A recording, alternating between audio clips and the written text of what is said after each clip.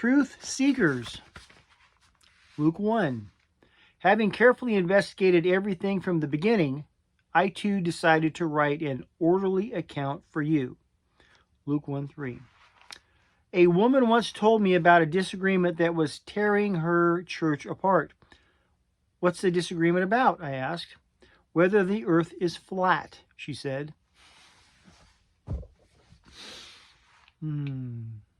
A few months later, news broke of a Christian man who'd burst into a restaurant armed to rescue children supposedly being abused in its back room.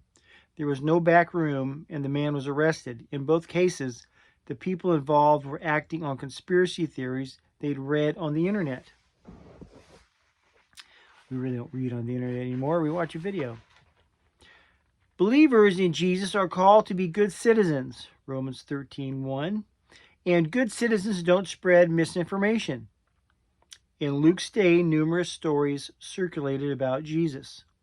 Some of them were inaccurate. Instead of passing on everything he heard, Luke essentially became an investigative journalist, talking to eyewitnesses, researching everything from the beginning, and writing his findings into a gospel that contains names, quotes, and historical facts based on people with first-hand knowledge, not unverified claims. We can do the same, since false information can split churches and put lives at risk. Checking facts is an act of loving our neighbor. When a sensational story comes our way, we can verify its claims with qualified, accountable experts. I'm not liking this one at all. Being truth seekers, not error spreaders, such an act brings credibility to the gospel. After all, we worship the one who's full of truth. John 1. Why do you think conspiracy theories spread so quickly? How can you be a truth seeker? Father, help me discern truth from error as your Spirit guides me. And that saves this one. Forget everything I just said. All these questions, what do? Father, help me discern truth from error as your Spirit guides me. Why would your Spirit guide you? Because he's living inside of you, John 14. Go it alone. Let me read this part. This was Sandy. This person got vaccinated. And I hope that's what they wanted. What is this degree? She says it's tearing or the disagreement is tearing our church apart. What's the disagreement about? I asked whether the earth is flat, she said. There are Christians that kind of run with that. And it's not about flat earth. I couldn't care less. I've done this for quite some time now. Been involved as far as the faith, let's say probably over a decade. I can't do that math. But I follow all kinds of far out stuff. Even, whether or not aliens were part of the biblical and all this far out stuff. And I've said this many times.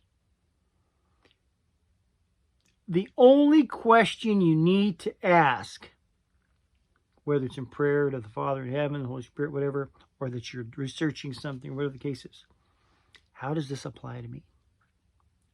Okay. How does this apply to my salvation? That's it. How does this apply to my salvation? As someone might say, well, we believe that the flat earth theory is biblical. How does that apply to my salvation? If I'm wrong about it being a sphere, round, or a box of donuts, doesn't matter. Does that somehow apply to my salvation if I've got that wrong? No, it doesn't. See? So anything, whether it's this thing, that thing, some old doctrine, let's go back to the Old Testament, kick that around, and stop eating pork, or whatever it is. How does that apply to my salvation? How does this apply to me? And really, we should not be asking each other this. We can, But really, if we want to know that, who should we be asking? As your Spirit guides me. That's who we ask. Hey, is flat earth something I need to be concerned about? Is it mentioned in the teachings of Jesus anywhere? Not. I didn't pick that up. Okay. There's some other major things we have to do. But anyhow, the Christians fall into these things just like every other group. The thing you want to base all your information, all your inquiries on, or the direction you want to be heading is, how does this apply to me and my salvation? This much I know. This is salvation. It's the deliverance ministry of this Jesus. How does this work for me?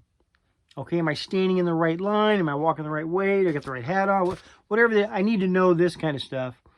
And I don't think the flat earth or any of those theories of stuff, or a lot of things, are just inconsequential. But if you view it from that, and the fact that who's going to be living inside of you, manifesting inside of you, if you do this, he'll do that. Boom. If you understand that part, you are light years ahead of everybody else. John 14:15. Love you. God bless.